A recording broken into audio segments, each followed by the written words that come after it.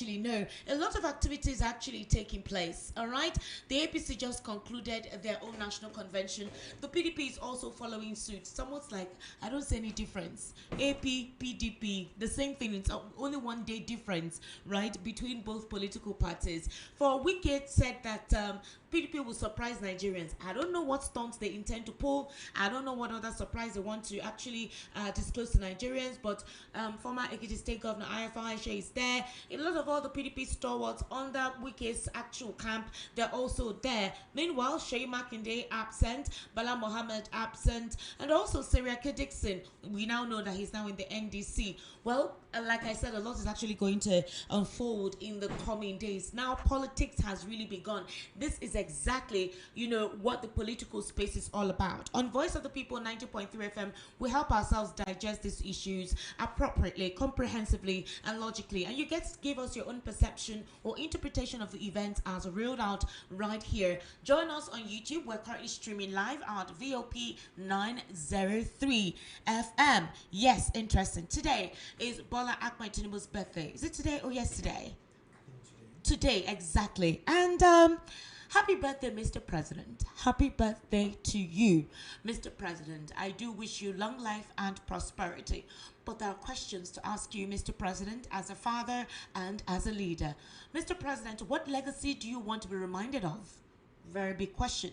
Ever since you were inaugurated on May 29, 2023, every public event has been low-key. In other words, you've been trying to understand the plight of Nigerians. You say that it's low-key because of how bad the economy is. Everything needs to be low-key. But Mr. President, so far, for the past 3 years that you've been the president, all your trips combined has been 36 billion naira.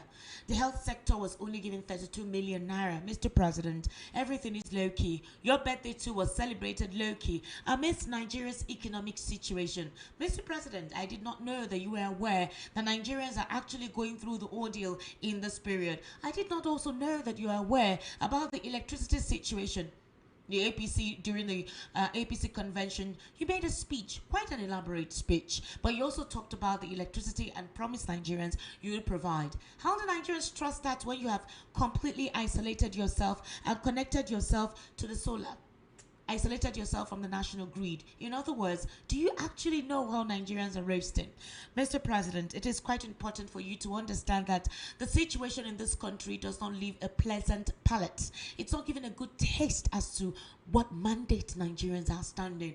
President Bola Ahmed Tinubu, with your exposure and national policies and your political prowess, are we actually seeing the prowess of governance, or we're just seeing a British, thuggish political prowess, which is in contrast to your governance mechanism as the President of the Federal Republic of Nigeria? President Bola Ahmed Tinubu, Nigerians have not experienced a more divided, polarized polity as ever been witnessed. Again, remember, you fought for democracy, you are a Democrat, but currently, are Nigerians united? There are talks that the issue of polarization of the polity is deliberately done so that it will be that Nigerians are the ones asking for disintegration. Mr. President, are you considering Nigeria disintegrating? Because every region right now is calling on self-isolation, self-independence. They just want peace and an ability to positively protect their region. Mr. President, happy birthday once again to you. You are now 75 years old. Very, very beautiful age, Mr. President. But let's look at the situation Nigerians are currently going through. Widespread hardship. It's endemic. It's tough. It's hard. It's not even giving anybody mercy. Currency inflation. It is something else you can just imagine. You have actually told us that we've gone out of the uncertainty and that we have a direct path now to true absolute governance. Mr. President, are you sure? What exactly are they telling you? Please, I want you to know that there is declining economic indicators. Despite what your economists have reeled out to you, Mr. President, we are not seeing any of that at all. In terms of job opportunities, it is indeed more of job losses. Mr. President, since there is no electricity, private companies and private investors cannot actually go about their businesses. Small-scale business owners and entrepreneurs are finding it difficult to keep their economies afloat, not to even talk of the current bedeviling situation with petrol where 1 litre is now 1,350, in some instances 1,400. Mr. President, there is no subsidy in any sector. Nigerians are really surviving, and as usual, we have an ability to adapt. You can even push Nigerians to the wall for 2,000 naira to a litre of petrol. Nigerians will adapt. So are we saying, Mr. President, that you do not really understand the quagmire that your people are facing? Mr. President, Nigerians only ask that you please apply empathy in what you do and actually do what you promised you would do during your campaign. Indeed, the All Progressives Congress is the biggest political party in Nigeria. But Mr. President, are we in a renewed hope or renewed hopelessness? Is the hope now more degenerative to what it was during the previous administration? You have not apologized to Nigeria when you set up the APC manifesto, because Buhari's administration is nothing to write home about. Instead, you said you will continue from there. We thought you would actually apologize to Nigerians and say, Nigerians, we are sorry. What we promised you on the APC's manifesto is deliberately, well, I say deliberately or concurrently, not running in tandem with your desires. We apologize and we're starting on a new slate. But you did not apologize, Mr. President, and so we are bearing the consequences of that. Ladies and gentlemen, we are asking Mr. President to please just show Nigerians some form of empathy, show us mercy. The suffering is too much. While you celebrate your birthday low-key, Mr. President, please, we implore you to consider the security situation in the country. We also implore you to look into the economic mapping that you came into this administration with and see possibly you could recalibrate. Also have a rethink on the taxes. Who are you taxing? Where are the jobs for people to remit their taxes? These obviously are the indicators that Nigerians are bringing out while you celebrate your birthday. Once again, Mr. President, happy birthday to you. Now, welcome to the political spotlight. A lot is actually happening. The PDP's convention has begun. Obviously, we're going to hear details of that in the process. Bala Mohammed, Makinde, Senator Dixon, NDC, they plot alliance with ADC to oust President Bola Ahmed Tinubu. Will they be able to do so? Peter Obi has also called out Tinubu's government over plot to sabotage presidential ambition. Yes, the former governor of Anambra State, Peter Obi, accused President Bola Tinubu's government of plotting to sabotage his 2027 presidential ambition. This was made known in a radio station in Aba. Now, the former presidential candidate said the present government is doing everything to prevent him from becoming the presidential candidate of any political party in the 2027 election. He described himself as the most qualified amongst the current presidential aspirants in Nigeria. Peter Obi also criticized the electoral law signed by the president, describing it as shameful for excluding forgery as a crime. Is it the president, Mr. Peter Obi, that has kept you in this quagmire? Your decision to actually defect to the ADC, was it a right decision? Out-of-Eyes demanding an urgent probe of George accusing court of bias in corruption trial. And we heard that the death of his mother, well, that the presidency actually opted to bring his mom back, but El-Rufai declined. What does that mean? Will we still hear El-Rufai still speak on political situations in the country, despite his current, conflicted relationship with President Bola Ahmed Tinubu? Is it conflicted? Or possibly this is just a diversionary tactic. Maybe they're all working in tandem. You can never tell. Meanwhile, ADC is eyeing consensus option for 2027 presidential candidate. The spokesman actually said so. There are talks and questions as to when will you zone? Would you do a consensus or will you do a party primary? Well, it may be that at the end of the day, there may be a consensus with the ADC. However, for Bala Mohammed, Seyi Makinde, Seriaka Dixon, we're hearing these big wigs may be joining the ADC very soon. Kwankwaso has told his Kwankwasia movement to join and register with the ADC. It's a very big political move for the ADC, as possibly by Monday or Tuesday, we'll be hearing a major swift in that direction. Does it actually stipulate that the president has lost Kano? The KKK states are very important and key factors. But if you have those states now in the hands of the APC, do you think votes will be divided? Well, this is a test of the governors. For the APC, have actually decided to go on consensus for all the governors that defected. So automatically, they're going for a second term. Will that cause a rift, an implosion, or a backstabbing or betrayal within the APC while they gear for 2027? Interesting times, we'll say we found ourselves in. Meanwhile, Omoyele Sowore is calling out Labour Party, calling out the the ADC and calling out the obedience. He said that Peter Obi's camp pressured him to join Labour Party after the 2023 polls. He said that they tried to blackmail him in 2026, and also because he called out Oti and Makinde, calling them mediocre. He says they are mediocre. And so obedience are saying, Mr. Omoyele Sowore, which one you did? Tell us your direction.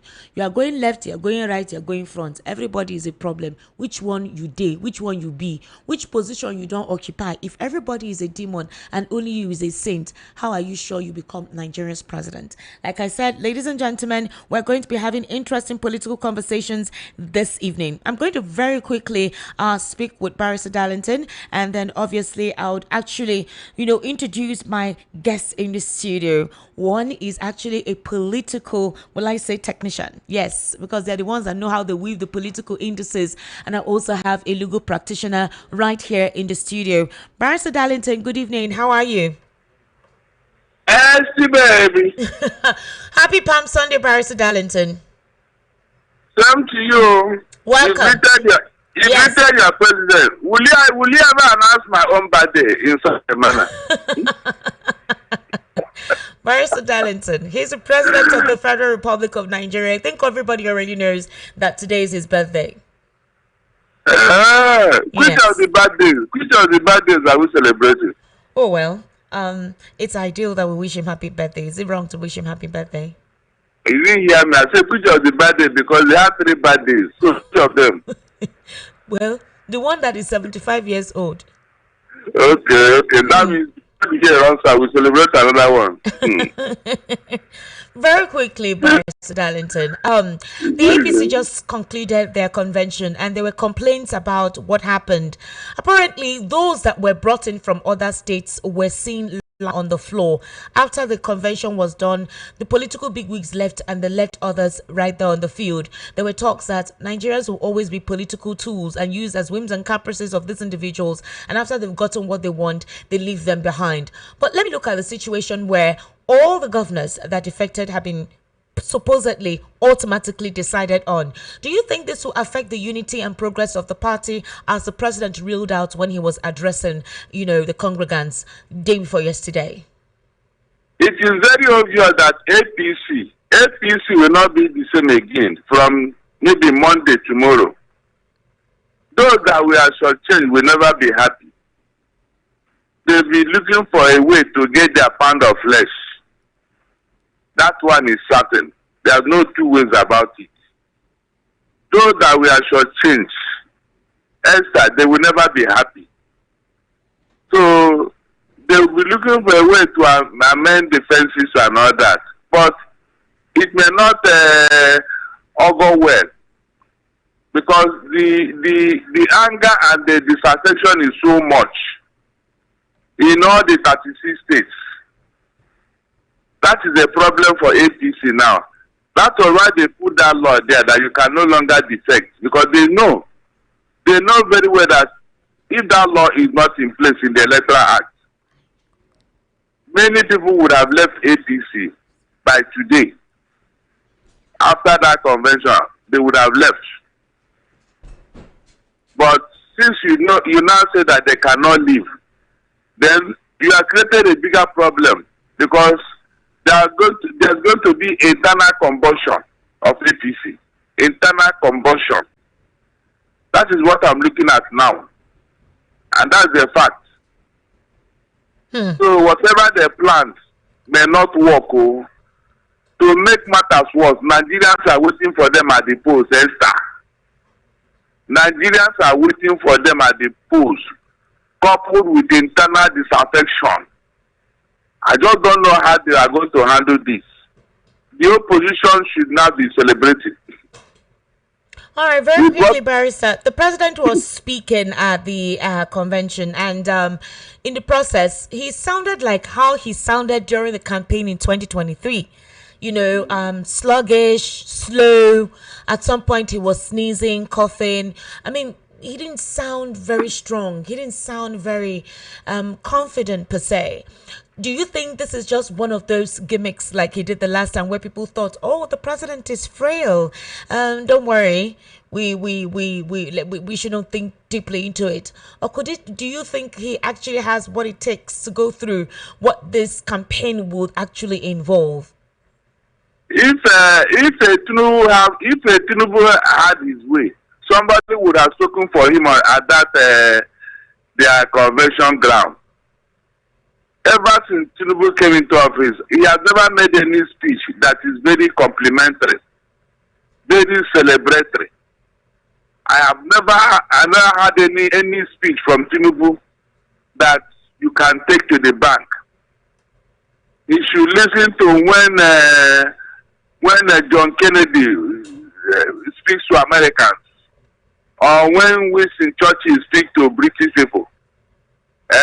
Listen to them talk. You will be carried away. But we have not seen it in a Tinubu. All right, very quickly, Barrister.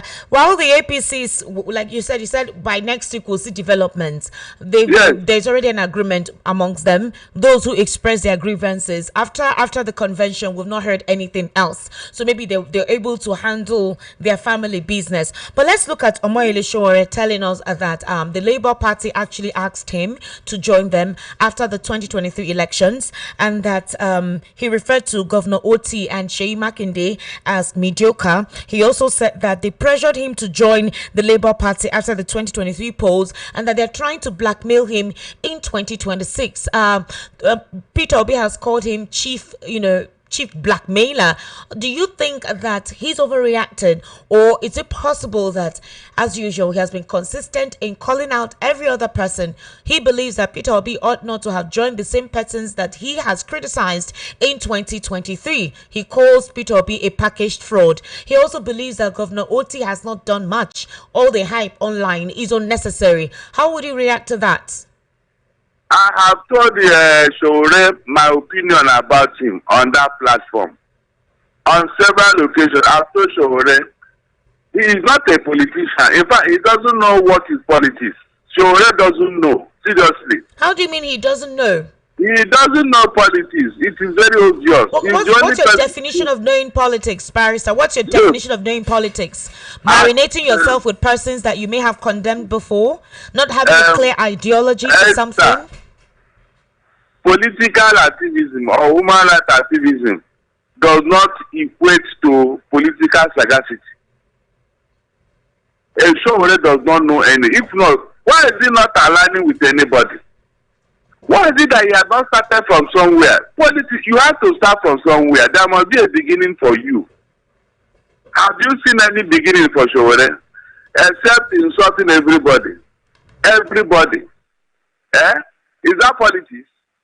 Hold on. Is that what you call politics, Esther? He doesn't know what is politics. I just don't know how he gets what he wants. Seriously, I don't know how he do it. I have advised him, start from your state to Ondo State. Start from there. Charity begins at home. He refused. He's just all over the place.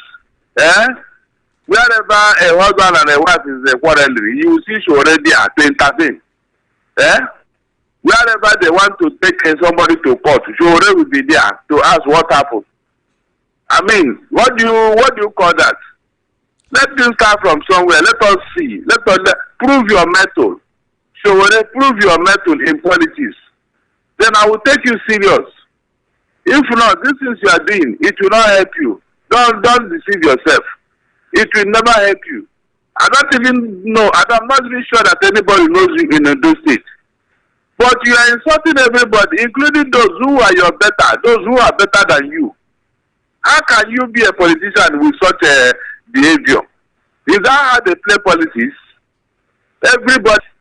Barrister, thank you so much. Two chieftains of the ruling All Progressives Congress are battling to head the 2027 presidential. The party's leadership is yet to decide on whom to fully support, as different power brokers are lined up behind the two close allies of the president. Now, based on The Sun, a close associate of the president, James Faleke, who is a member of the House of Representatives from Lagos, is among those behind the Yari Then some governors from the northern region are also behind Iyari. Meanwhile, Governor Hope Uzodinma supposedly has done so much for the president, and the president is likely going to pick him and name the governor of Kaduna State, Ubasani, as his deputy. So if the two men are picked, that will balance both the religious and geographical equations. That is basically the thought. Also in the APC, there are talks that the president may need to replace Kashim Shettima. Do you think that it is too late to do that? And if the president and Kashim Shettima go again, will they win? Will it be a landslide one and or a strong immunity or a strong shield for the presidency of the APC? If Shettima have not been replaced up till now, I don't think he may be removed, though. I don't think so. Tinubu is weighing the options. That is the truth. And a Shettima and a Tinubu will be a problem for Tinubu. And a Shettima without, Tinubu without a Shettima will equally be a problem. Whichever way is a problem. It's like a catch-22. Yes. You see this thing that people are calling political strategies, political whatever. I have told you, Esther, monkey clever. Now, when the trees are together, it's not in all cases. Not in all cases that the monkey can jump from one tree to the other and they'll be clapping for it. No. In this particular case, with what Tinubu did with APC, I think he has beaten more than he can chew. That's the truth. Indecision is going to mar his campaign. I'm not joking. Look at the people you are mentioning now. Are they political heavyweights in their regions? No, tell me, are they political heavyweights in their regions? The answer is capital no. They cannot do what you call Anamechi did for Buhari for 2 terms. Yes, Amechi was the director general, and they were bringing resources and all that, and he was bringing resources. So these people you mentioned now, what resources are they bringing to the table? That means they are going to manage the Tinubu's resources in this campaign. Is that not what is going to happen? Because I didn't see or hear when APC called for a fundraising for their campaign and all that. So the money will be coming from a Tinubu. Look at the contradiction here. Tinubu is going to fund his campaign. And from whose money? Esther, from whose money? From whose money? This is where I'm asking Nigerians to wake up. From whose money is APC going to fund their campaign? Is there any time they call for fundraising? The answer is no. Who will even raise the funds? Because they have impoverished everybody. They have impoverished everybody. Thank you so much. I sincerely do appreciate your input on this. Thank you, my dear. All right. Do have yourself a wonderful Sunday. All right, ladies and gentlemen, Barrister Darlington is not my only guest, although he responded virtually. Right here in the studio, I have Honorable Oladeji Oluwatosin. Good evening, sir. How are you? Good evening, I'm fine. Happy Palm Sunday. Yeah, we should say. I'm so happy to see you here today. Same It's been quite a while. I took your time. I just tapped you. I disturbed you in the night on Facebook. I said, please, can you come? Thank you so much for thank you for enabling us with your presence this evening. I also have, he's a legal practitioner, a political commentator. I would also call him a youth political enthusiast. Oh yes, he is one of such persons. And that is Damilare Bamidele. Okay, good evening. Right. Good evening. Good evening. How are you? I'm good. It's been a long time. Yes, it's been a long time. Happy Palm Sunday. Same to you. Nice Congratulations in advance. Oh, thank you. Okay, Mr. Lawa is like. He's aware. So the end of oh, you told him already. He knows. Yeah, we're discussing you on Friday after the show. Yes. Where we get up there. Congratulations. I'm Mr. Lawa Ekundara. Good evening. Happy Palm Sunday. Thank you. Good Welcome evening. to the political spotlight. I'm glad. Okay. Now let me tell you, Honorable. I'm sure you already know the indices involved. I don't think Nigerians and the opposition saw how the Electoral Act will sway. Okay, the limitations it has actually provided. Before that gavel was dropped, we were hearing that Peter Obi may leave the ADC if they didn't give him any tickets. Now we're also hearing there's a possibility of him swapping to the NDC, which is no longer possible. But there is a Seriake Dixon, there is a Sheyi Makinde, and there's Bala Mohammed. And for Seriake Dixon, I really don't know what the impetus of that NDC is all about. If it is something prepared ahead of 2031. I really don't know, but I don't know if it's going to take any shape or make any significant impact for this upcoming elections in 2027. But Peter Obi has eventually called out the president and said there is a deliberate plot by this administration to ensure that he is partyless and doesn't have any ticket. Now, here is where the whole thing gets a little bit dicey, okay? He was part of the coalition from the onset. So it's not like he just joined. He was part of the coalition. But in December 31, 2025, he now became a full member, got his ADC membership card and all. But as it stands right now, the ADC has said they are not zoning. They want to go back to how it used to be before, where you don't have all of this consensus and all of that. The Obedience have been asking Atiku to please, all right, step down. It's the time of the South. After all, they were the ones who came together and made this agreement. Nigerians were not there. They were the ones who decided when the APC was being formed in 2015. Atiku was in the APC in 2015. And they all decided, you know what, this is how we would zone this thing to create that balance. In 2023, one of the reasons why the PDP had a torpedo was that Wike wanted it to be open to the South. Atiku says microzone it to the southeast. If you do not microzone it, I will step in. And obviously that's where he came in. As it stands now, Atiku may have upper hand in primaries, but he needs thought would join them. Have not really joined, aside from Kwankwaso of the New Nigerian People's Party and a couple of senators as well, who also need funding for whatever galvanizing is needed. How do you see this thing shaping out? Who do you think would be left out? Who do you think was used to boost and advertise the ADC? And do you see them being a major contender for the APC? Yeah, thank you. There's a lot of, how will I say? Should I say actions ahead? Yes, exactly. A lot. It will be like multifaceted. Now, the issue here is, the issue about the Electoral Act is not actually limitation. It's a restriction. It's a restriction. More like a repression. Okay. Because it doesn't make any sense when you say someone who has registered for a party cannot move out of that party to contest another party. That is in conflict with the freedom of association, which is a fundamental human right. So it's a political card, a joker, and a very corny one at that. I believe that law needs to be appealed or amended. The Interparty Advisory Council has already stood up about that. Are you sure they're serious about it? Yeah, they are certainly serious because it will hurt everybody. It will even hurt. I think Peter Obi is just the only one being vocal. It will hurt everybody across party line, even in APC. Because I'm laughing at those people that are the campus class from 2023 till now.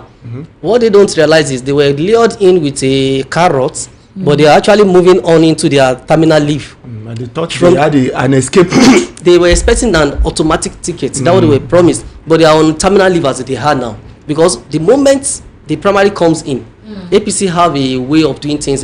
Let's say APC Nigeria now should be a reflection of APC Lagos State over the years. Actually, has always been a person that was like, I have an anointed candidate.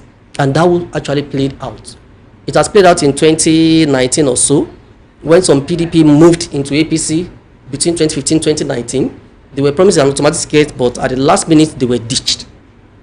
And since then and now, many of them have been hedged out of the political space. So the reality is, most of these campaign, the old total class are on their terminal leave.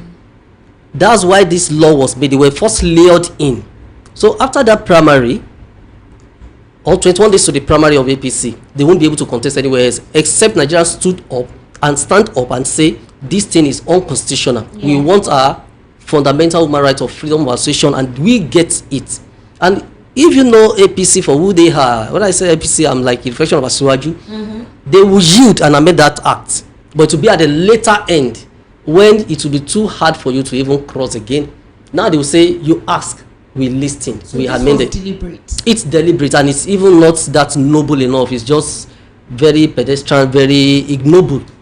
So that's it on one side. It will affect everybody across party line. I think every Nigerian should stand up. Say it's a good one. It will stop some people from party hopping 3 months into. Party hopping is not a crime.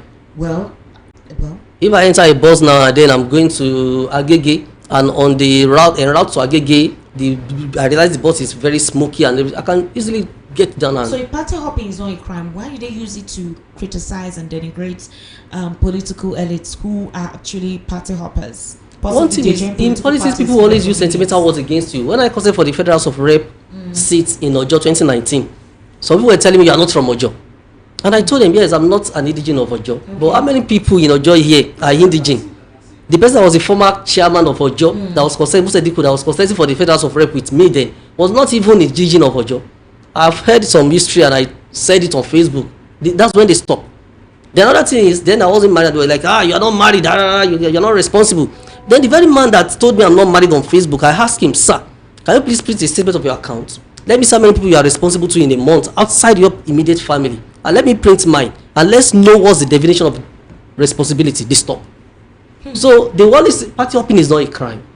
The only time when it becomes an issue is you win on the platform of a party and you now cross carpet. It's like you are taking the gains of a party to another. Like what most of the PDP governors did. Actually, PDP governors have an excuse because there's a caveat in law that except there's a division or an issue in your party, so they all have an excuse. So what is the essence of the convention the PDP are holding now? Because I think their convention is currently on. They do intend to produce a presidential candidate. They will surely aspire to do that, but convention is a procedure you have to go through, whether it's perfect or imperfect or whichever way, just like manage things and then hope you can get through the goalpost.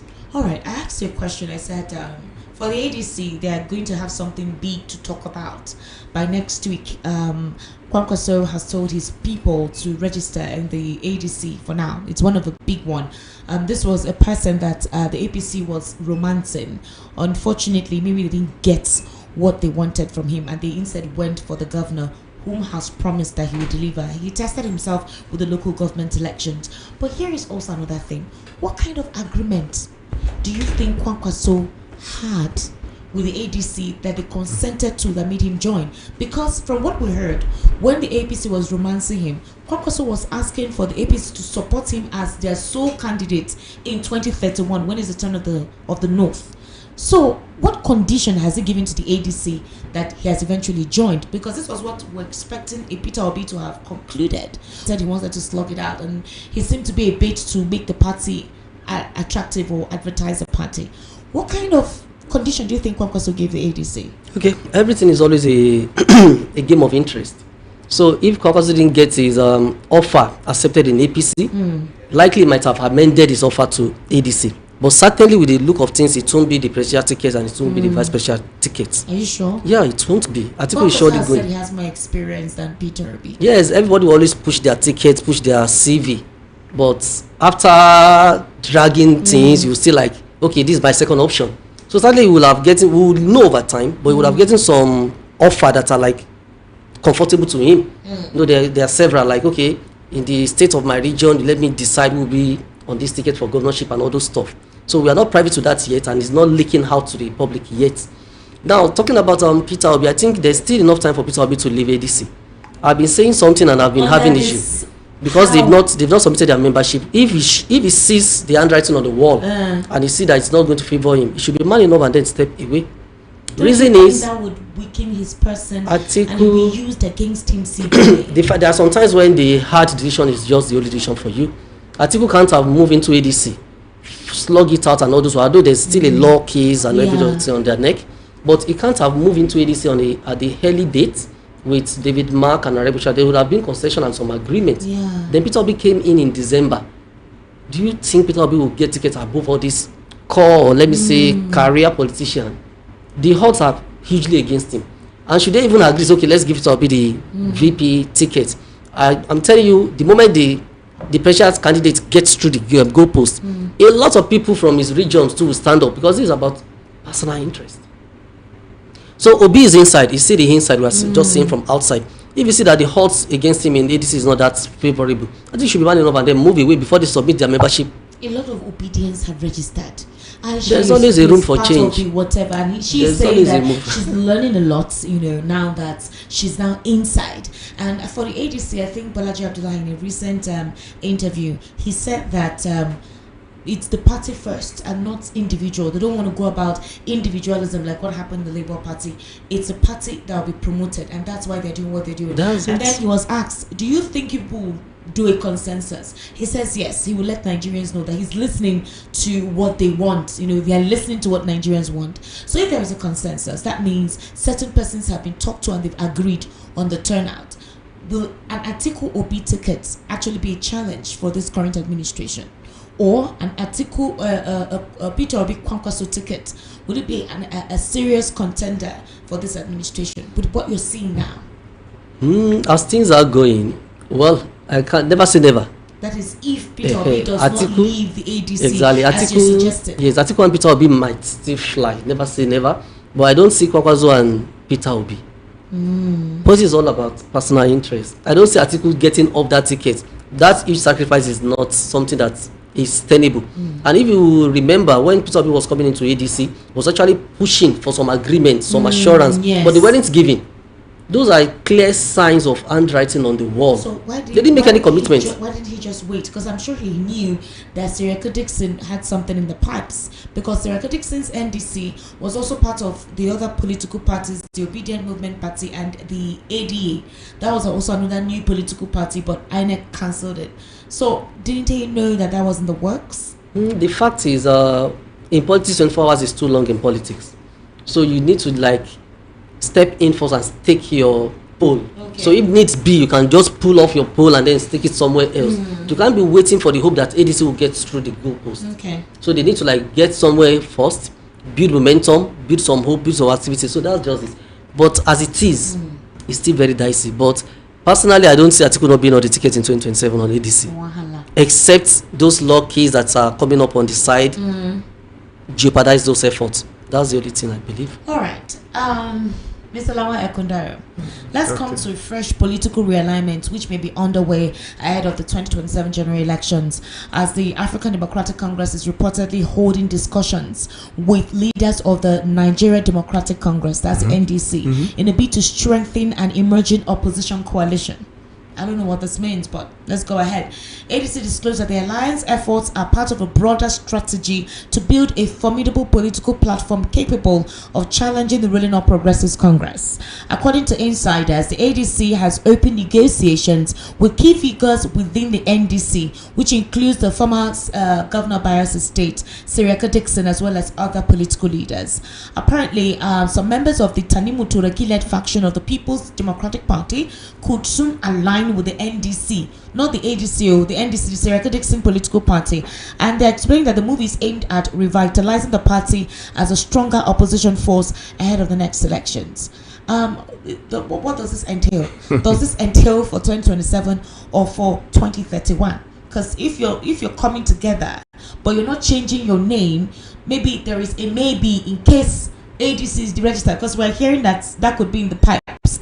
Either they deregister the ADC or the court allows for a chairperson who is in favor of the APC to emerge, and that will literally fracture whatever it is the ADC is currently doing. So they are trying to express a sense of confidence to the people in there, but let's see how it goes by next week or upper week if the court doesn't waste time, because now they're now being seen as political extensions, all right, to the executive. So what's your reaction to this?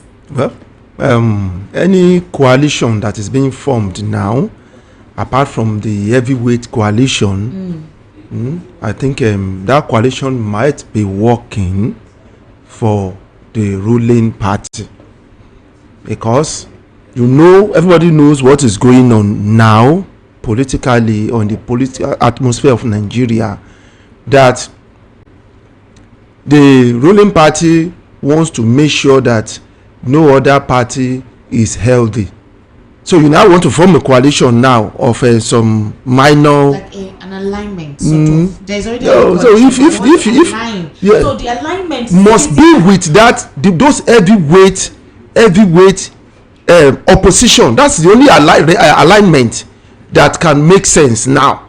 If you're having any minor alignment, it's just a way I think such alignment may be working for the ruling party, because we know what's going on. Even the heavyweights are facing serious challenges to stand. You now want to say you want to form some tiny things you want to do. What are you going to do? There's no room for that now. There's nothing anybody can do now except that you form an alliance with the heavyweight opposition. And the major heavyweight opposition that is really kind of rearing his head out is the ADC. So are you saying that not PDP, not Labour? No, obviously some people in the PDP are joining. No. What I'm trying to ask you is, the NDC, is it supposed to be seen as an option in case something happens to the ADC? I don't know if you understand where I'm coming from, because the ADC has issues in court now. So this alignment that they're having, this realignment, is it that okay, we have an option just in case something doesn't pull out properly now that they have court cases? Well, for what time? With all this electoral squeezing, electoral act, whatever, everything is kind of shoky, everything together. So where do you want to come in? You not to realign whatever, and then if they can go and then get some electoral act infused into the one that's already been signed, what do you expect will happen? You can not accept the oppositions align with the one that is striving, managing to strive. Any other one on that ground, forget. That's my take. Damilare, I want you to take a listen to the president at the convention, and then my question will be out for you. Let's take a listen to this.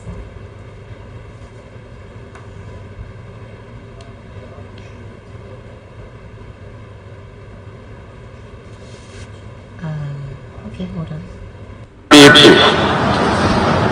That's why the complex global economic and political environment today, I can assure you, we are on the right path.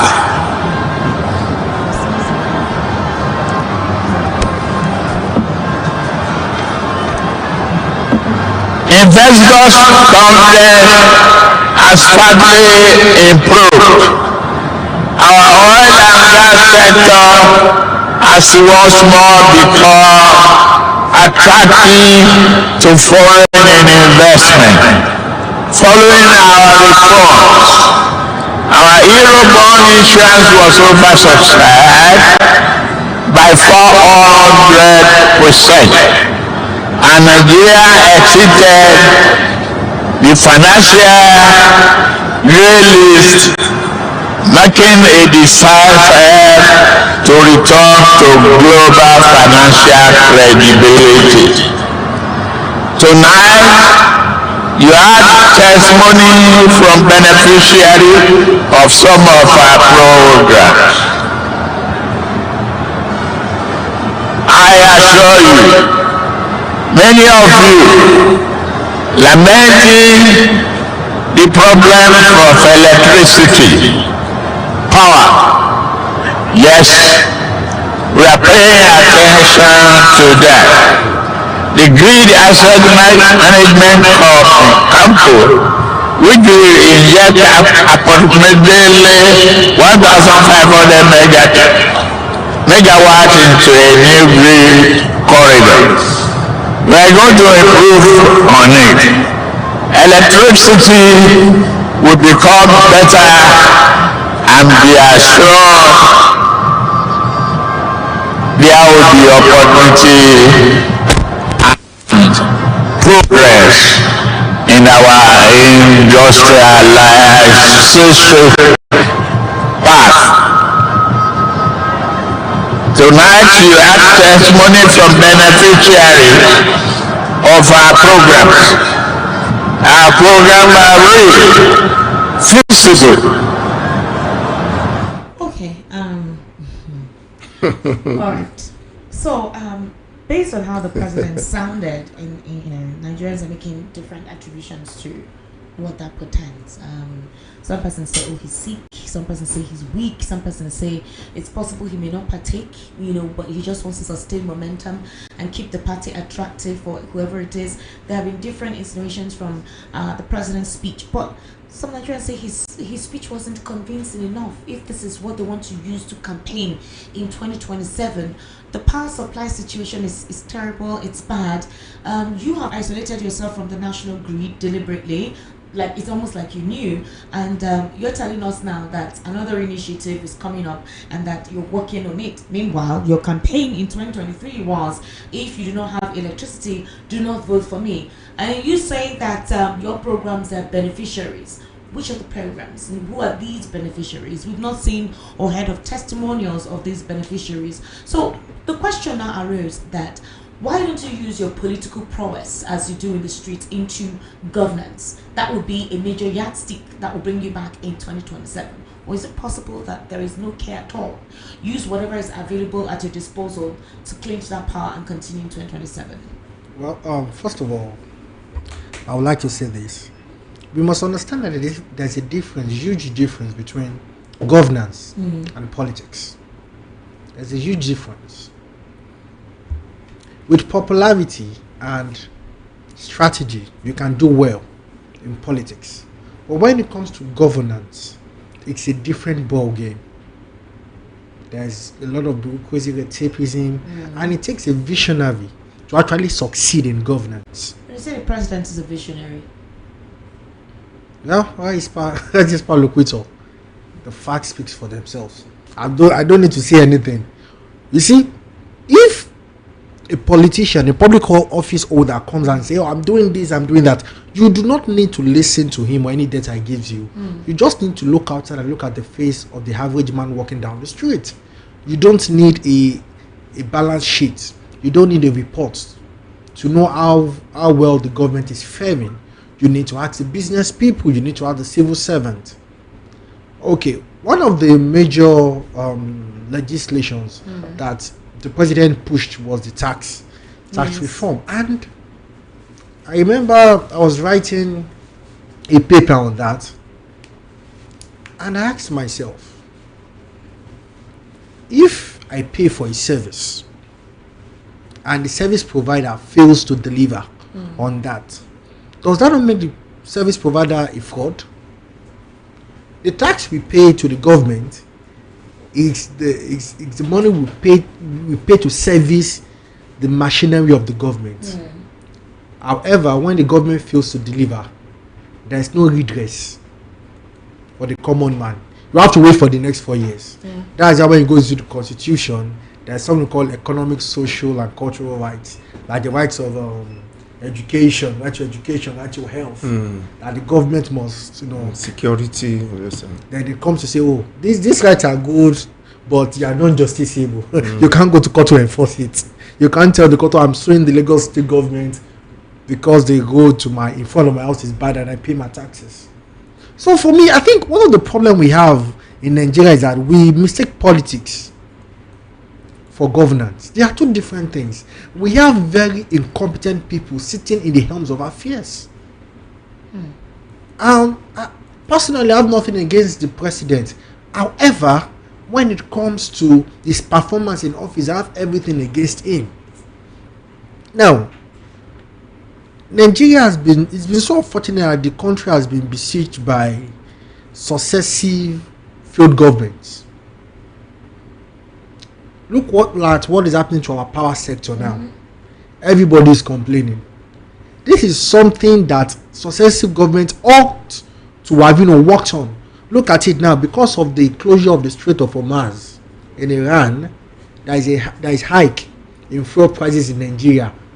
If we have refineries here, we wouldn't really feel the brunt of what is happening halfway across the world. So I do not see anything this government is doing to actually better the life of the average man on the street. And even the president did not even seem to have it all together in his speech. And the conviction behind his speech is like the conviction behind the Nigerian economy. Just to say the least, because just speaking to the gallery, just let me just say something. That's what I see. No, that is politics. He's just being a politician. And that is one. He's just been a politician. Look at this. When like you said something about the Strait of Hormuz now, and I keep saying it. There's nothing nothing out of this thing that concerns us. This Strait of that Strait of Hormuz is a dead end. If you look at that water, it's a dead end. The only thing is that many of those countries that are producing oil in that Middle East, that is where they are loading pipes and they have refineries. You get it? That's where they are loading pipes. That is why those countries that are affected, like China, that are buying oil from Iraq, Iran, whatever, that's why it's affecting China, Indian, because they are buying oil. Are we buying oil from Saudi? We buy oil from USA, for God's sake. USA is across this Atlantic Ocean now. This Pacific is here towards the Indian, and that's Arabian Sea. So how is our business? I would like to also point something out.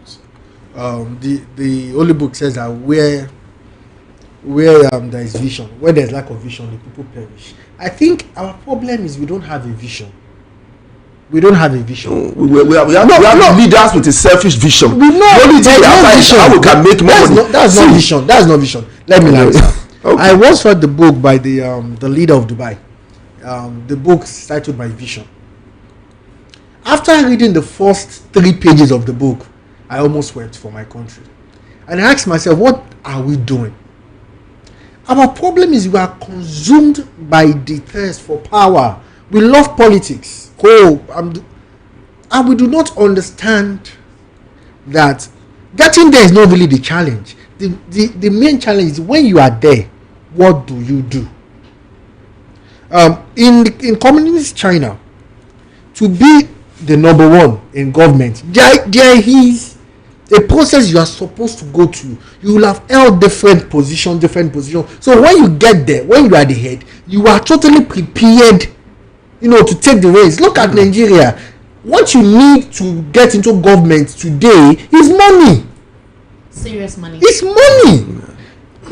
Esther, I remember when I was part of the election petition, the last election petition. 2023.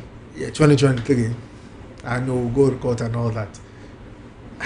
That was the day when you called, I just sort of like, there's some laughter you laugh.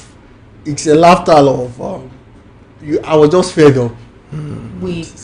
Instead of crying, you laugh. Do you know how many countries have as much petitions before the court after every election like Nigeria? When Donald Trump challenged the election that ousted him from office. What happened? Your challenge. You're trying to talk about. Yes, I'm trying to explain. The petitions are so much that the courts couldn't handle it. No, I'm trying to explain something. Okay.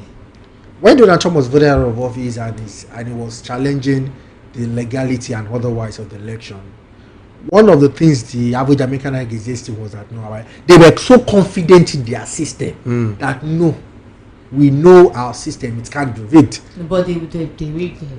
Like I said, the average American was confident. But when it comes to my own country, no matter who wins, when was the last time we had an election and even the winner can come out and say, I'm sure I won?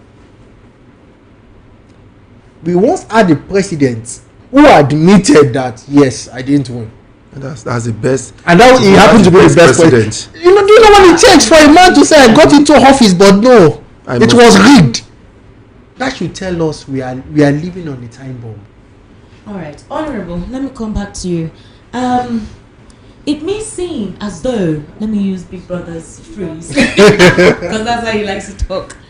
It may seem as though Nigerians want the Goodluck Abela Jonathan era back.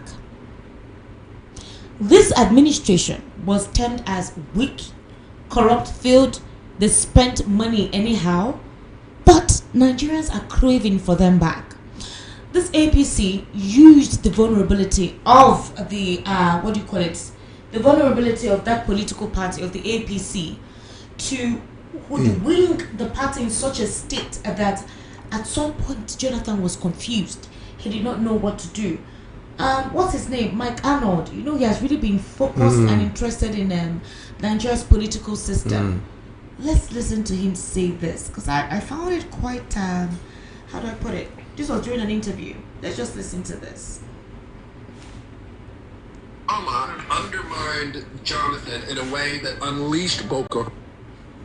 Obama undermined Jonathan in a way that unleashed Boko Haram. We had the Chibok girls on surveillance before they were distributed, before they were taken elsewhere, where they were being held as one. Right after the abduction, we had them on surveillance and were ordered to stand down and not give that intel to the Nigerian military. Well, what was the reason for withholding the information? So that they would make Jonathan look bad. He pulled military support, claiming it was because Nigeria didn't support gay marriage. So you mean they sacrificed girls just to carry out their regime change or change of government? That's the way it sure looks. Why else would we be ordered to stand down? Our forces told, no, don't, let him go. Obama did a lot of evil stuff. Now Trump's trying to fix it. Obama undermined Jonathan in a way. So from what you can deduce from this, during Jonathan's administration, he was already, containing Boko Haram in that place, that is Sambisa forest there. And they brought in foreign mercenaries who were working. But there was a collaboration, and there were talks that the APC was heavily involved in demobilizing the Jonathan administration. I mean, if the current opposition now tries to weaken whatever efforts the government of the day is trying to implement to curtail insecurity, they will call them treason enablers. Because this was what the APC did in 2013, 2014, 2015. We saw them travel to meet Obama. We heard them give leaks to the Obama government when Jonathan wanted to buy weapons from the black market to help curtail the insurgency. All right? We even heard that even those Boko Haram members were supplied arms for what they did by some certain politicians at the time. Jonathan was in every corner, peddled with pistols to the point that he did not know what to do. And so monies that were meant to resolve this were either put in people's pockets. You remember Dasuki, right? He was one of the betrayers of Jonathan's government. But if the opposition does what the APC did then, right now, they may be called treason enablers, right? A lot of things that this APC did as an opposition, a lot of things they condemned, a lot of principles they said they were going to imbibe, it's like they went against it completely. So what happened? Okay, sorry. If the opposition do what APC did to Jonathan administration, they will be labeled treason enabler. That will be very correct. Now, I think the fault lies with Jonathan government. Whatever APC did then, that is crossing the line, it should have been firm as a leader. Getting confused with all these several attack and several maybe shortchanging or compromising his governance or his performance still speak a lot about his weakness about leadership. It should be firm. He has the authority on his table then. It should have been firm. It should have been firm. It should have been firm. When it felt like things were going to implode, you saw the Occupy Nigeria protest. I mean, it was massive. But protest is a normal thing It's now. a normal, It's it should just have to managed it fine. confuse you. Okay, we had an election on Monday, But 23rd of March. you can't do something like that now. That's because these people know what power means and they can hold it firmly. Sure, you get. Okay, we had an election in But it's IPAC. not undemocratic. Okay, let me say something. We had an election in IPAC in 23rd of March. This is on Monday. Ordinarily, I'm one radical boy in IPAC. Some interest, I don't want to go deep, 3 different interests, parties and then some bodies don't want me on that executive list, and they raise the dead against me because IPAC election is not something of a public event. Nobody is supposed to even know we are having an election. It's among political parties chairman. But someone came up. How do you know there's an election today? When I heard this, I heard a night before, around 12 midnight, that some people are coming against your party tomorrow morning. They don't want you to participate. Immediately I rang Abuja, my national chairman, my national secretary, my national treasurer. So I built up defense ahead of that attack. And on getting to INEC on that day, we had the election in INEC, I put up defense too. And aside that, I didn't still relax. I reached out to my fellow chairman and he stood up for me.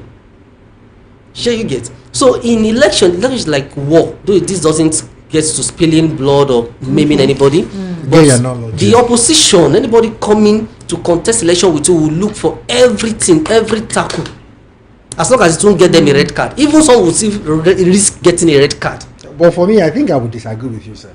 That's how it is. No, I mean in relation to Jonathan. To Jonathan, yeah. See, we see a little. We see a lot of weakness in Jonathan. Let me say this. Okay. When the election was postponed, the presidential election, when Jonathan said, I might likely lose this election, it was postponed for 1 week, I think, if I still remember well. Jonathan came to Lagos. Maybe he got some ideas. Oh, go to Lagos, this Arewa in Lagos, lobby them. He came to Lagos. He lobbied the Arewa, had a meeting with Arewas. And normal in politics, money move hands. Then it was televised. Then by midnight that day, by the evening of that day, when Jonathan have gone back to Abuja, news broke that those people you met are not Arewas. They are PDP members who rushed to Sabo on that very day to buy turbans, buy all these Arewa clothing, and they came. Your own party people came to fool you. If I am Mr. President, those party members will hear him that day. Just like Governor Marwa did then. He went to commission this Marwa garden then. He commissioned the building, the old estate. Then 24 hours after commissioning, he opened the tap water poured out. He took a glass cup of water and drank the water and commissioned the estate. 24 hours, the news broke. People that were giving keys to each of their flats realized that even water closets have not been fixed in many flats. Many flats have not been even plastered. He stood up fairly as a leader. The contractors were called to answer. And within a month, the whole estate was finished. There are times when you take hard decisions. But sir, it leaves room for people to play him around. We have the issue of this Dasuki. Yeah. How could Dasuki do such moving money, siphoning money that he didn't even realize? He's sleeping. We are even talking about. We have the Ziani. Talk about the electoral chairman. You get a lot of money. Let me make my own point. Sorry, let me say something. You don't say if the opposition should try that with this Asiwaju presidency, they won't take it because they know what power takes. They know how to retain it, how to hold it firm. Now now you must understand there is a man who wanted to play by the rules and there's another man who do not care about the rules. You can play by the rules and be firm. No, let me finish. You understand me now. Okay. Tinubu does not play by the rules. In fact, he does not have any rule. Let me give you an example. Now, it started with the gay bill, anti-gay bill. They came bill with this gay right, and Jonathan rejected it. That was when he passed the Same-Sex Prohibition Act. Then it was on the blacklist of Obama. Now, this was even an interview that was given by a top security chief on Channels TV. He said he was the one that recommended Buhari to the CIA, to the Central Intelligence Agency. This is the #1 agency known for regime change in the world. I want us to have that in mind. Then the Chibok event happened, unfortunately. When your government has been compromised by a higher power, believe me, there was nothing you could do against the USA. Now, let me finish. Do you know that there were even plans that if Jonathan refused to leave, there was going to be bloodshed and there was going to be violence? You should understand that these are two personalities. Let me ask, which that from what side? Let me finish. Nigerians or from outside? The collaboration of the two. Okay, we're getting. I disagree with that. Oluwa of Iwo is saying that Nigerians may push for constitutional amendment to allow Tinubu third term. Which of the Nigerians, his supporters, his tribesmen, or is it the APC? Will the APC allow that? Because we've been hearing third term agenda. Actually, it's been so vehement. And can I answer that question? Okay. It's a very simple question, though. In fact, we've been anticipating it long time ago. It's not a new thing. It's the Senate and the House of Assembly. Simple. No. It's yes. Now wait. Excuse me. What did they tell you?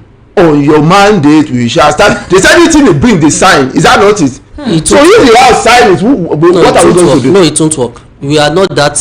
I am telling you. Wait now. Okay, look at this electoral act. Wait, excuse me. Wait now. It's not Oluwo. This thing before Oluwo, people have been anticipating it. Who are the people? Let us identify who is saying Oluwo of all people. I'm coming. Wait, even before Oluwo. Why do you say Oluwo of all people? See, have you seen anything nationalistic coming from Oluwo?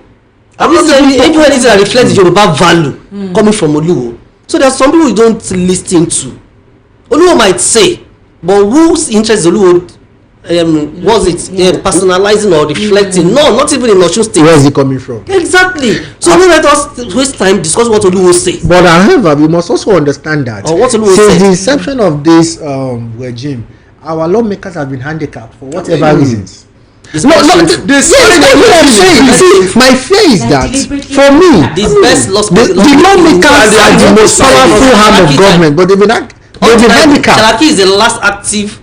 After all those Adolfos Wabara, when they were very active, Esther, these people are just when the legislature, something we should be afraid of. The cheerleaders or the president, then the citizens should know there is fire on the mountain. When you are giving them confidence that it can happen, that's when you are showing. It's so bad that you go to the Senate. They are sleeping there. Everybody just fall in line. I have people there. That's it. They sign everything. Have you ever seen where they argue anything the president they are lame dog. They sign everything. For example, they are lame dog. When they wanted to change our national anthem, how many days did it take? Sharp. Even the electoral act don't waste. What about the tax bill? Exactly. So you back court with another tax bill. See the Natasha saga. You shouldn't even get to court. So it's very shameful. But they all slept on it. I even had that all the files released. There was no court order. It was just. It's totally compassion. From you help somebody and you are now releasing after the mother is dead. Are you so that you will not go and revive the mother? You are not saying no compassion. Does that make sense? So Esther, we have lawmakers. Wait, Barrister, do you know they do the same thing when it came to excuse me? Do you know they do the same thing when it came to lawyer, do you know they do the same thing in Nnamdi Kanu's case? Do you remember that judgment? The judge was quoting the Bible. Do you remember? No, there is nothing wrong with that. There is nothing wrong with that. Okay. What law did they use in convicting me? Can you tell us here now? Because we want to learn. No. Now let me explain something to you. No, we're deviating. That's not. Okay. All right. After the show, I think I have to give Mr. Lawal some education. It's okay. I'm a learner. Okay, we can do that on the. That's not the focal point of today's conversation, so we don't get derailed. But let's take a listen to Mike Igimi. He was speaking vehemently about the rot in INEC. That's a man. What does the protest says? It says that a presiding officer at a polling unit once a voter come before him, if he is satisfied, that's language, if he is satisfied, that is the person, he issues him ballot paper to vote. That's what led to massive rigging. Remember, we're doing manual register. They just write with the Bible and all that. Section 53, with respect to determining, overvoting. It was based on total number of registered voters. That was used to rig elections.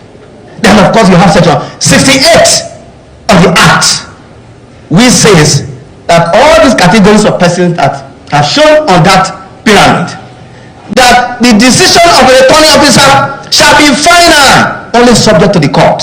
So from day one, all the person had to do was to go and buy returning officer. You remember in 2019, the returning officers were hiding from one place to the other. They will appear, disappear, and so on and so forth. That's what they were doing, because they knew that INEC had no longer control anymore. It's only they must go to the court. Ladies and gentlemen, it took us 20 years to persuade the National Assembly to remove these provisions, and that happened in 2022. Remember that before the 2022 Act was reluctantly signed, it was rejected 4 times. You remember that? It was rejected, and it was eventually signed. So you now have section 47, which is a new one, again from 49. We now have section 51, and we now have section 65, which says that where the return has been made out of due process administratively, INEC as a regulator of the election in Nigeria have the power administratively to review it without having to go to court. That's section 65 we now have. All of these things were done to give meaning and purpose to the ballot as the best means of the expression of the will of the people in democracy. The basic issue that had to do with credible election had to do with these processes that I've outlined, and that's why I spent little time to explain to Nigerians that look, recall, we came in 20 To deal with that section 49, we have to do separate voting, separate time for accreditation, and separate time for voting. You all remember what happened in 2011? Then from there we migrated to the smart card reader in 2015. And in 2015, to tell you that as INEC is planning, politicians are also planning, trying to look at the process, how to going to bypass the process. In 2015, we now said, look, we need to identify people having successfully, because Jega leadership was the first who success. No, we didn't start it, but the very first successful compilation of biometric register was done under the Jega leadership, and we're part of that effort. Now, it was now decided that we need to confirm your fingerprint. That was the idea of Carida. Carida was now introduced. For the purpose of inclusivity, ladies and gentlemen, we knew that there were some Nigerians who had issues with their fingers. We now decided to have an application in the Carida to take into account those who don't have fingers. Ladies and gentlemen, the presiding officer will train. They went to various communities. Suddenly, the whole community no longer have fingers. They were now using that application. The whole community, no fingers anymore. These were the things that we did to undermine the credibility of the entire process in our country. Ladies and gentlemen, the current amendment to the Electoral Act, where they have now basically dealt with so many provisions, is a tragedy to our country. It's a big tragedy. It's a regression from the treasure that we have tossed, and I will point them out here. And that's why it feels sad for our country that every election here we are discussing the same issue. We forgot that election is just a process. The ultimate goal is development, but we seem to be stuck in the issue of elections. That appears to be where we are at the moment. And so when you have a proviso, which of course was brought about regrettably by my constituency, I made a point. If Nigeria. So my question is, you heard what Mike Igini said. He was also indicted at judiciary. It ends at INEC's hands. We're not meant to go to court. Up till today, Mahmoud Yakub and INEC did not tell us what happened in 2023 when the IREC portal went off. They came up with HTTP 404 error or whatnot and all of that stuff. In the middle of the night, you declared a winner. Election results, we saw them mutilated.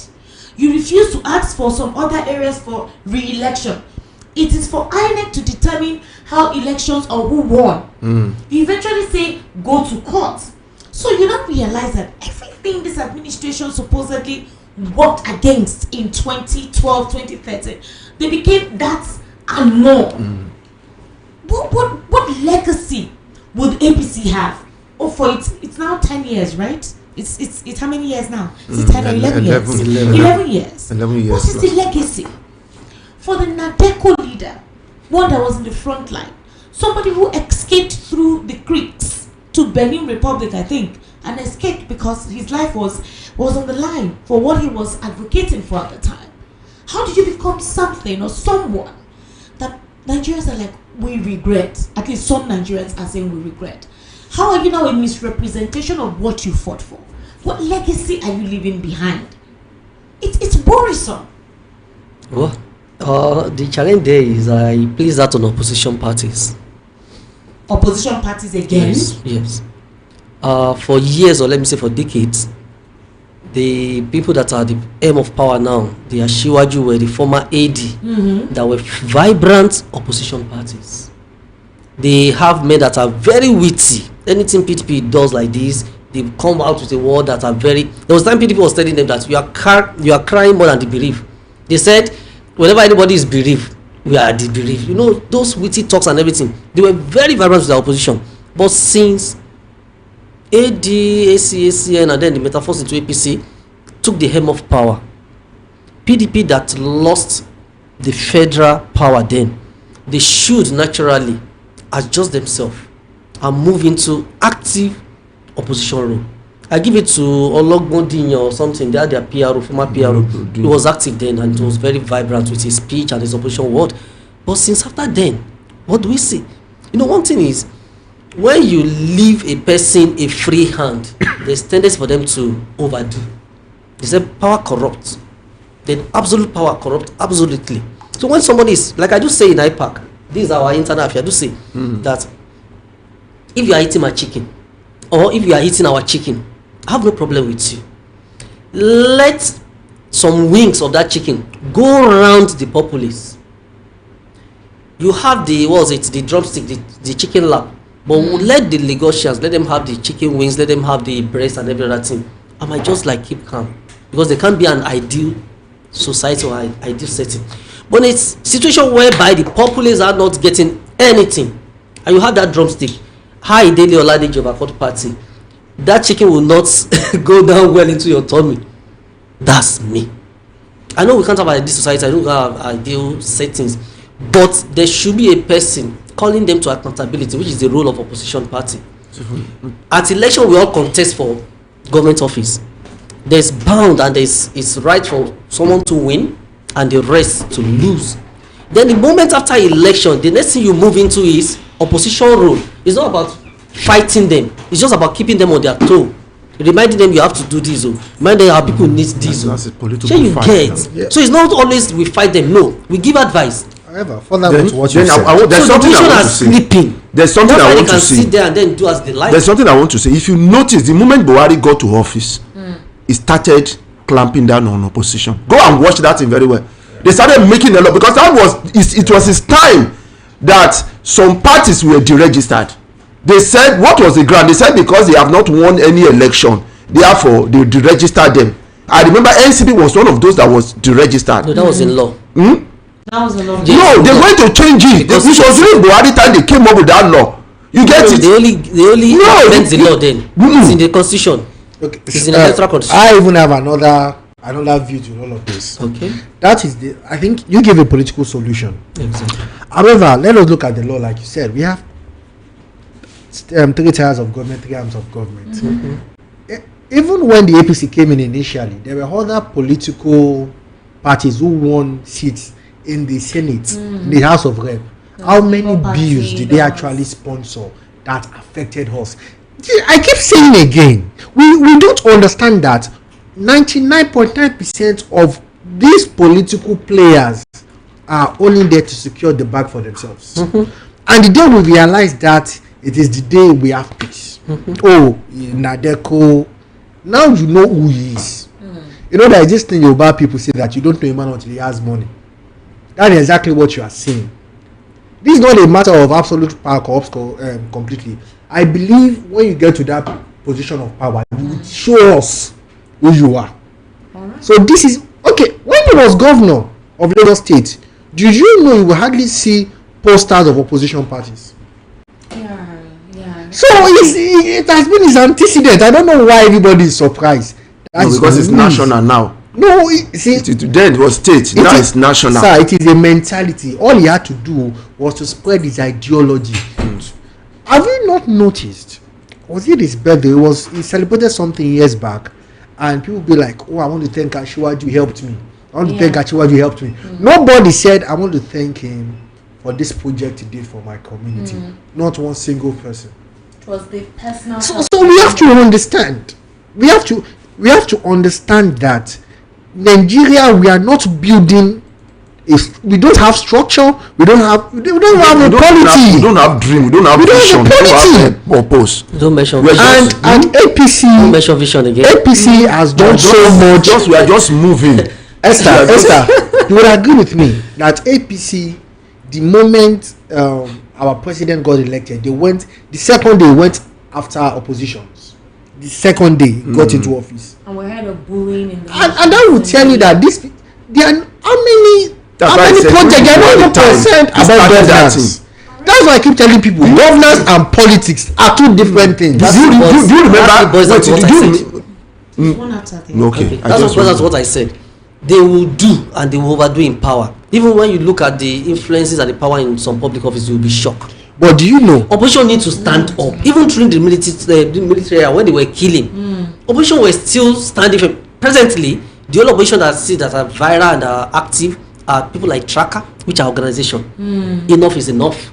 They are even doing more than political Those are parties. just They are doing massively well. we can't even, they are not opposition because they are not political parties. What they are doing is still opposition role. When you have there was a project, a constituency project that you've taken the money or the money have been disbursed and you are not doing, they are exposing it. So they are even doing more of the role of opposition parties than even opposition parties. And so opposition parties need to stand up. Okay, one more. I just want to say this. 08036929933. We've been talking for quite a while, and you know today's Sunday, so the time is very short. 08036929933. 08036929933. Hello, good evening. Good evening, can you hear me? Yes, good evening. How are you? Hi, my name is Peter. Calling from Ofaola. Happy Sunday. So happy Palm Sunday. Thank you. Good evening to your guest. Thank you. Good evening. Good evening. And I want to ask questions. Please, these people that they are killing in Lagos, please, we don't know how governor. And please, is it true that? Sir Peter, which people did we have that discussion today? Did you listen to the program? I listened from the beginning. I listened from the beginning. So did we discuss about them killing people in Lagos? I don't know of anything in Lagos. Are you referring to Kwara? Yes, that's what I'm referring. Okay, maybe mistake. I'll be trying to. Okay, you know what? Let me give others to call. Maybe next year I'll call and ask you. It's too emotional. Who is emotional? I mean, the caller. The subject, something that touched her. But there's no killing in Lagos. Not in Lagos. I think it was. Yes. Maybe in Kwara. Hello, good evening. Good evening, sir. Welcome. What's your name? Yeah, Michael. Sir? Michael. Calling from where, please?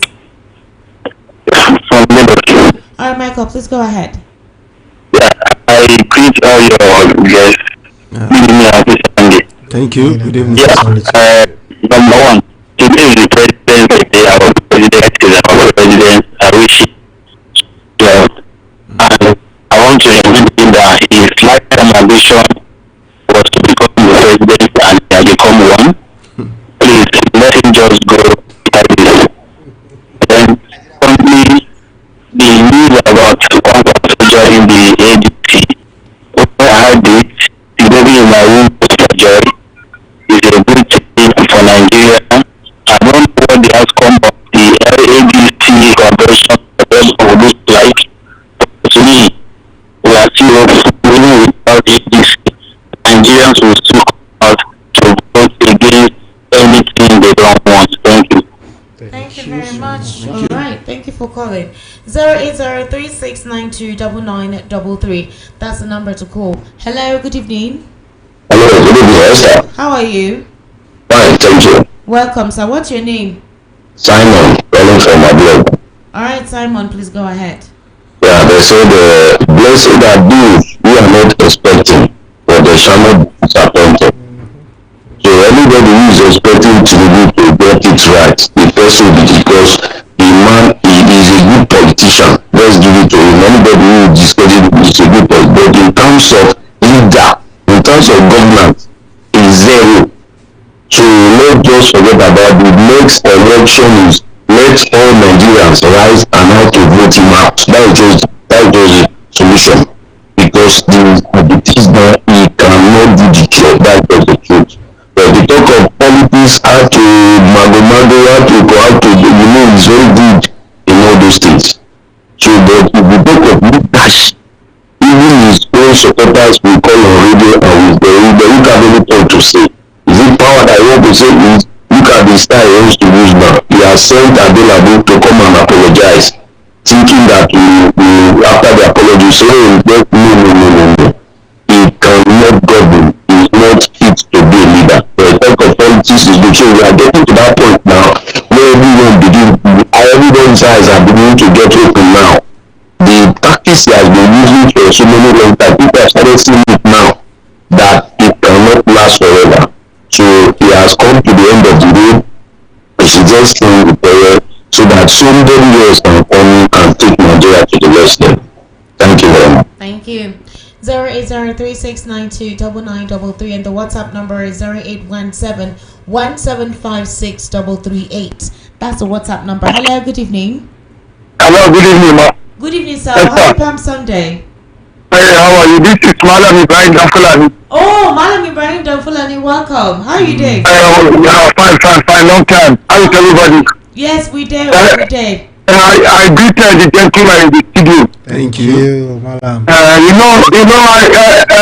you cannot hear me for so long? I lost one of my elderly son in the battlefield. He's a military man. Wow. Yes, that's what happened to me.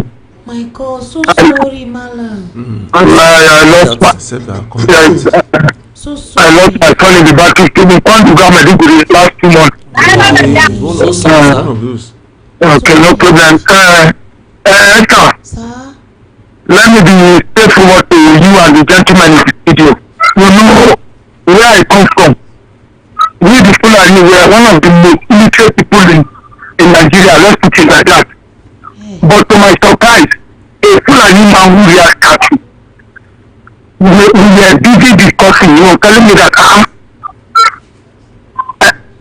somebody that we went to go and bought a fuel in building KB, that is building KB, NLPP station, at the rate of 2,050 naira per liter. What? Are you with me? I'm with you. Then he was telling me that if at all it is a Christian this time around, a pure Fulani group, they were discussing, they were saying, if it is a Christian that will put this country right, they will take this country back to the real leader. Those people who are going to show matter of fanatism and all these things they are even against us in the Lord. It's over now. People are your open, all of us are your open. They campaign day and night. You see the drama with Fire and Malami. Yeah. It's Tinubu are making these people to become more popular in the law. You don't know. See, the days of people people now, when they punch an our own level, they tell us, that power switch, which is when you tell, let's do and come for a solution. We will follow them. Then we don't need to. Let's maintain our 8 years when we are starting to.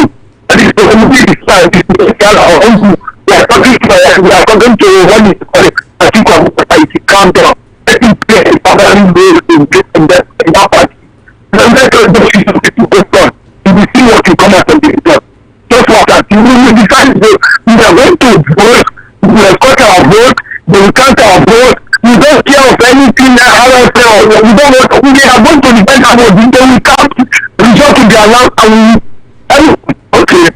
So let me allow other people to talk. Thank you. Thank you, Malam. That means we're enjoying in Lagos. Yes. 2,000 KB. Burning. You can It's a imagine for 1 2.5. liter. It's a 2.5. I have some calls to make. What? Do you know, Esther? Do you know Babangida built 2 refineries? He built one in Kaduna, and his budget for the whole year is not even up to 1 trillion. God. Now we have how many trillions? Hello? And then we don't have a Good refinery. evening. Hello, Esther, good evening. Good evening. How are you? I'm good. This is Chike calling from my papa. Chike, how are you? Happy Palm Sunday. Same here, Esther. Esther, I hope you went to church anyway. You go to church? You don't hear my voice. Hey, Chike. You don't hear my voice.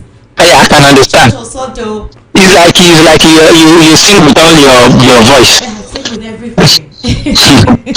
Go ahead, Chike. Alright, I disagree with people who are saying that Tinubu understand politics Okay. and he don't understand governance. For me, he did not understand both of them because politics is not what the way we interpret politics here is not what it is. In a situation where the government of the day will tax the poor masses, tax hell out of them and use the money to buy institution that's supposed to speak on behalf of them, manipulate everybody, and in fact almost bribe all the people that are supposed to speak on behalf of the citizens, and they call that politics.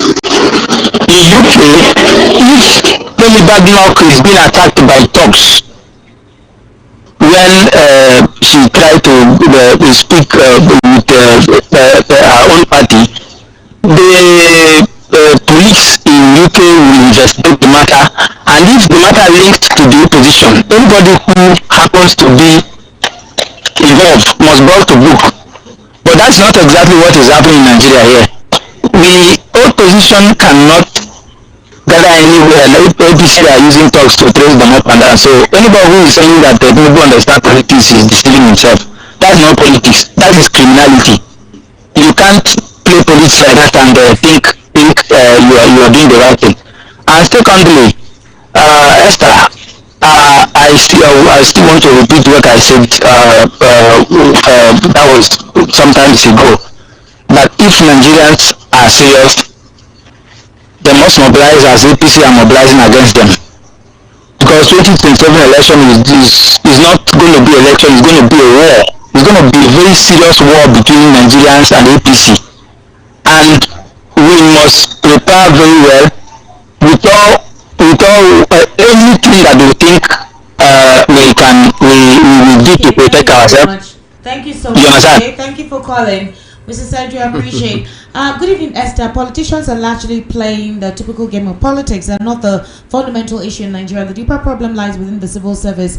If it functions with integrity and accountability, the level of hardship Nigerians face would be significantly reduced and politicians would have far less room to exploit the system.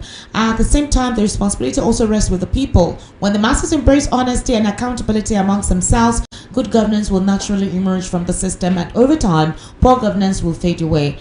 This person says, VP, good evening. Esther, how are you doing? Permit me to say this. We can't dwell in Jonathan's matter now. Let us plan for 2027. There is no time to continue discussing failure. Okay. Good evening. Good evening to you. Ade from Lagos. For Amupita, so far he's showing that loyalty to the president. Objection, I'm not worried. Everybody gets agenda with their mercenary enterprise. He was brought in by the president to continue in Yakubu's rigging legacy. The recent Abuja and Anambra election was a case study. He also said he's not sure of 100% free and fair elections, even though he wanted to trillion election budget. Is it not a shame? All right, this is okay. Truly, there was a country. Ade from Lagos. All right, Ade, thank you so much. This one says my mic is not sound enough. Ha. Okay. Oh. Good evening in the studio. Olamide from Ikotu. I no go read the thing where you write here, oh, because and then I no go read the thing where you write here. This person says, all right, let me check this out. I think okay. This person says this is Mr. Obinna from Ejigbo. Mr. Obinna's funeral poster. Mr. Obinna, may God give your family the fortitude. Mr. Obinna is an ardent listener and he passed on, quite unfortunately. He's a family member. Just call him a VOP family member. We do hope that God gives his family the fortitude for this. This is the burial poster of late Mr. Obinna Ngene. May 27, 1957 to March 18, 2026. These are ardent callers here. So, Mr. Obina's family, God will grant you the fortitude to bear this loss, okay? We actually are giving you the moral support required during this travel. All right. Hello, good evening. Hello? All right, 08036929933. That's the number. Hello. Turn down the volume of your radio, please. Yes, good evening. Good evening, sir. Welcome. What's your name? Andrew from Lagos. Andrew, happy Palm Sunday. The same thing. Well done. All right, well done. Thank you. Yeah, you played the tape just now, and guess who? Played like the convention. Okay, of the president. Was it the president I was speaking? Yes. Yeah, was it the one speaking, or just like somebody who just stand up and want to contribute to what I do? Speaking. What did he say? That's what I was telling you. I didn't listen. You that is there. Can you tell me what you said? Okay, I cannot repeat myself. No. Repeat yourself. Look at the analysts are listening at the background. The analysts just do. That means nothing came out from that speech. The new president. In such an elaborate occasion, he was even counting his words one by one. Oh my God! Look at the other day was saying, if you stand and see something to bite, can you imagine? That will see something to bite. As if when you are talking to your family members who were angry with you, say, well, I've done the best I can. Thank God, say you have a roof on your head. I mean, all those kind of type of talk. I don't understand. They are just like ridiculous. They are using, in fact, playing like table tennis, pie from this side. You know, there should be some degree of responsibility. I was expecting them to say the electoral rule, if you don't have up to OND, then don't come in. Only to say, even if you steal somebody's own certificate, you are good to go. Papa, give us like 2 million naira as a fine, and then go to where you're going to. That means somebody who did not even go to school and forge certificate can rule us. Because no need of investigating whether he actually went to Unilag as he claimed. In as much as they say, no, he didn't go to Unilag. Oh, is it true? Okay, no problem. Give us 1 million naira, and then you are good to go. Can you imagine such a situation? And all members of that political party and the political party is gone. So if it's remaining APC that is qualified, then APC will be returned on the pool. Is that what they're saying? Please, I want you to answer me. Thank you. Okay. 08036929933. I think this will be our final caller on the program today. Hello, good evening. How are you? 08036929933. Hello. Chai, please turn off your radio. Oh, that caller has gone off. 08036929933. Hello. Hello, good evening. Good evening, sir. Welcome. What's your name? All right, sir. Please go ahead. Remember what Mike did? I'm having this song. So what is the hope of Nigeria and survival of this policy? You said what? Hello? You said what, sir? I said Mike Dini. Yes. Mike Dini. You saw what he read out. Yes. That before whatever the Senate or whatever they included in this very reforms or whatever they call it. Yes, yes. Is there any hope for Nigerian politics to survive? The progression. What it feels like this present government has to revert it to the nonsense. Now. Honorable, final take, please. My take, right? Yes. Okay, on the Mike Gimme, I want to commend the man. He's a patriot. I don't want to dwell so much on that. The man has been trying so much. And about the last caller that said, do we have any hope? Yes, we do. It's just that all hands have to be on deck. It's a work in progress. We get to it. Like he said, they pushed that legislation for 20 years before they get through it. That's one. Secondly, I would like to commiserate with the family of Mr. Obi Naigene. Okay. Do I get that right? Yeah. And Malam Dan Fulani. Okay. May God grant the family the fortitude to bear the laws. We empathize with them. Yeah. Secondly, I still want to say something about opposition. Okay. We need to sit up. See the recent event where Minister Wike went to donate some housing estates to judiciary. If APC, let me go back to AC or AD then, were in the opposition, the judges will even feel it hard to accept that houses. If they have accepted it, they will return it. That's true. Opposition need to sit up. We need to be active. My own is that it's a storm, a raging storm. The people must be ready to fight through the storm so that we can get to the solution. Thank you. And Danny? Well, for me, I think it's high time we all took responsibility for our future. The people are always pushing the blame to the politician, but when push comes to shove, they prefer the tin of rice to voting. They'll prefer the 2,000 to deciding their future at the polling unit. So it is time for people to start themselves for 24 hours so they can enjoy for 4 years. All right, Damilare, thank you so much for coming. Mr. Lawal Kundari, thank you so much for coming. And Honorable, I'm so happy that you're here today. Thanks for having me. Thank you so much for coming. That's a wrap on the Political Spotlight today. Happy Palm Sunday to you, my beautiful, beautiful people. My name is Esther Machuku. To stay with us, more interesting programs coming up your way. My red yellow colleague is here to continue giving you interesting content. Do have yourself a wonderful evening. Bye for now.